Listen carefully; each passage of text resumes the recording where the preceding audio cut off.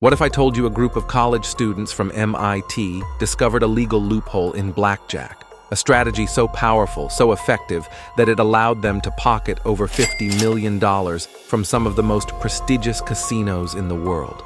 No computers, no inside jobs, no trickery, just pure statistical analysis, teamwork, and iron discipline.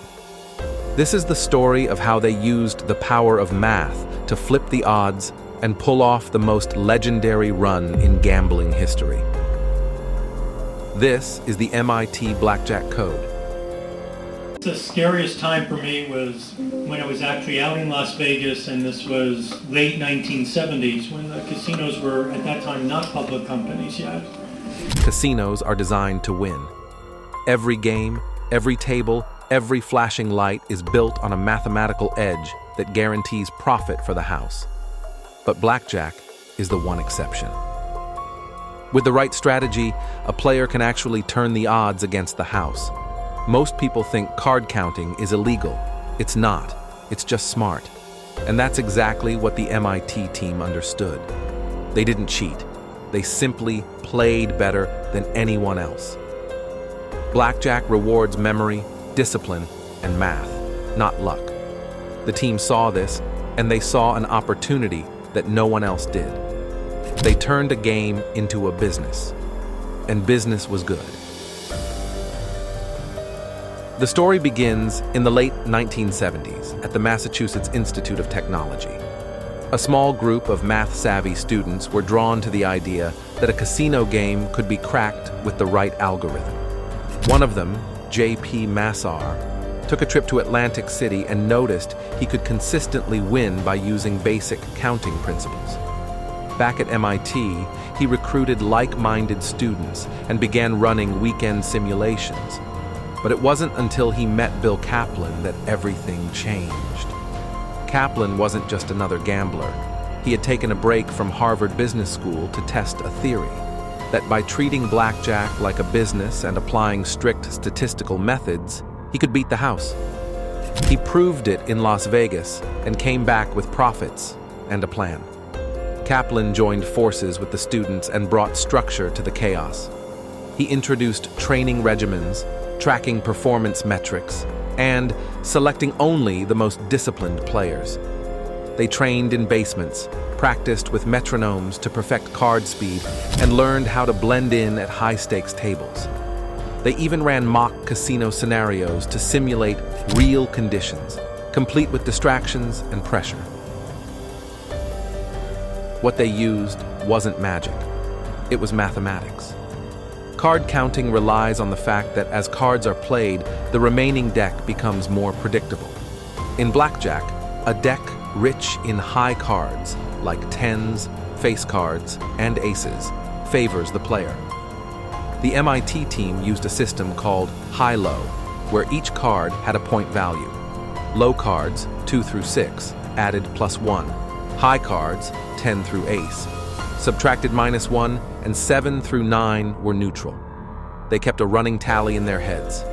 When the count was high, the odds shifted in their favor. That's when the big bets came. But they didn't do it alone. They ran like a unit. Spotters would sit at tables playing low stakes, quietly keeping count.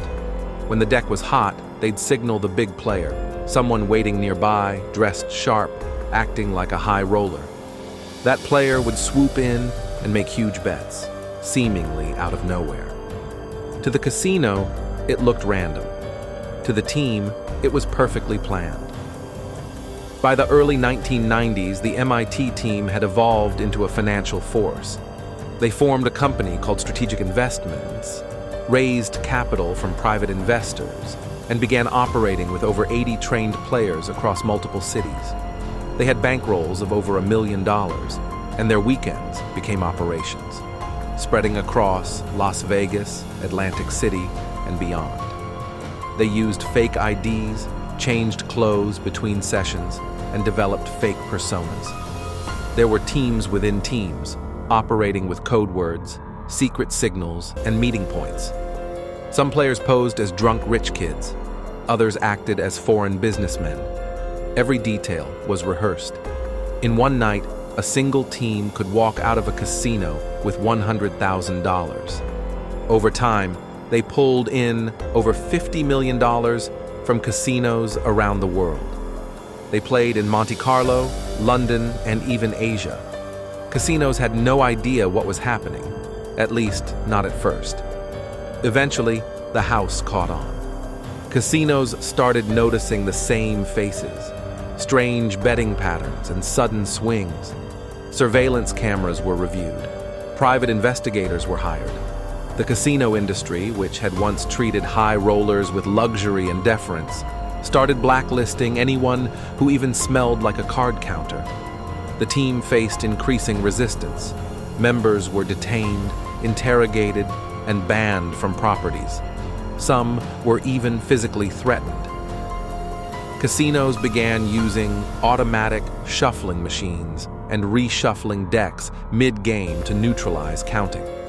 The MIT team started to fracture. Some players went rogue, others retired. Bill Kaplan stepped away. By the early 2000s, the golden age of the Blackjack Team was over. But the impact they left was undeniable. Though disbanded, the MIT Blackjack Team left a lasting legacy. Their story was captured in the best-selling book Bringing Down the House and the 2008 Hollywood film 21. They became folk heroes, college kids who used intelligence to outsmart billion-dollar casinos. Casinos adapted. Surveillance technology got sharper, policies changed. The use of multiple decks became standard. Automatic shufflers were installed on almost every table. Some casinos even retrained their staff to look for behavioral tells from counters. The illusion of blackjack being a game of chance was shattered. It had been exposed as a system, and systems can be gamed. Their success forced the industry to tighten its defense and rewrite the rulebook. But for a brief window, a group of students proved that brilliance, discipline, and teamwork could bend the rules of probability. The MIT Blackjack Team didn't cheat. They didn't use computers or collude with dealers. They played by the rules, just better than anyone else. They found the cracks in a seemingly perfect system and walked through them with confidence. They proved that understanding a system deeply enough can make the impossible feel routine. This story isn't just about blackjack. It's about how thinking differently, seeing patterns others miss, and executing with precision can turn the tables, literally and figuratively. It's a case study in innovation, perseverance, and pushing boundaries. If this story blew your mind, don't forget to hit that like button and subscribe for more real-life strategy stories, game-breaking loopholes, and mind-blowing heists. Because sometimes the smartest move is seeing what everyone else misses. Until next time, keep thinking different.